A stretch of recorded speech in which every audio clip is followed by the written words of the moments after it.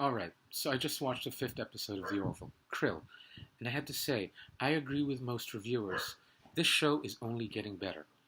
Now, I haven't seen a single episode of Discovery, so I can't compare it, nor do I really think I want to. If the Orville were just a send up of Trek, then sure, maybe comparisons would be in order. But from the very first episode, the Orville is showing itself to be more than just a send up. In my book, it's earned the right to be taken seriously and on its own terms. Having said that, let's dive into this thing. Just a warning though, there might be some spoilers. I'll try to avoid them where I can, but spoilers happen. Anyway, the episode's cold open starts with Bortus revealing that he can eat anything. Of course, this leads to Malloy, Lamar, and Kitan giving Bortus various things to eat. It's a funny scene, but as with all of these hilarious cold opens, I feel like the things we see here are gonna all be relevant as the series rolls on.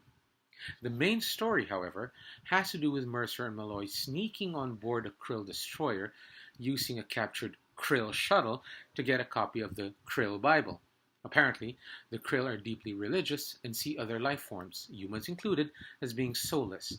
This provides them the rationalization for killing other races and generally being dicks to everyone else, whom they view as, well, inferior. Sound familiar?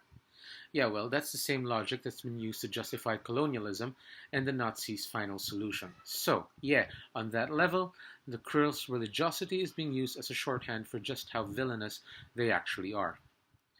Just as the Orville signals the Krill's horribleness, it also signals the Union's virtue. I mean, think about it. You look out and discover a piece of enemy hardware you've never gotten your hands on, and you immediately flip around and send it back where it came from for a mission of understanding? Well, to be perfectly fair, I don't see that as a realistic scenario, but okay, I can stand a bit of hard sell from time to time. Anyway, once they've snuck on board, Malloy and Mercer complete their mission, but discover a massive threat to a colony of more than 100 souls. The two then MacGyver a solution that would involve killing every Krill on board, but then when they're about to set their plan up, they also discover that there are kids in the ship. This sets up the quandary that Malloy and Mercer have to deal with. How do they kill everyone but spare the kids?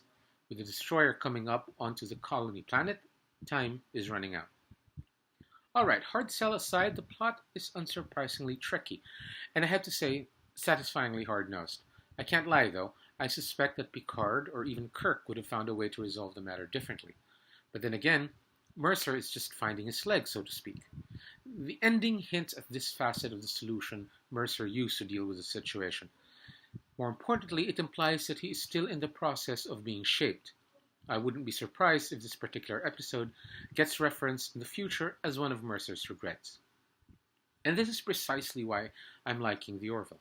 Sure, it's episodic, and all episodes are meant to be viewable out of order, but since we are getting to watch it in order, there's a clear character development arc being played out here. So, I am definitely sticking around to see how things play out, and I think I saw news somewhere that the show's actually been picked up for a second season. If true, well, that's great. I predict that we'll see Mercer and everyone else grow out of the borderline goofy personas that they have now.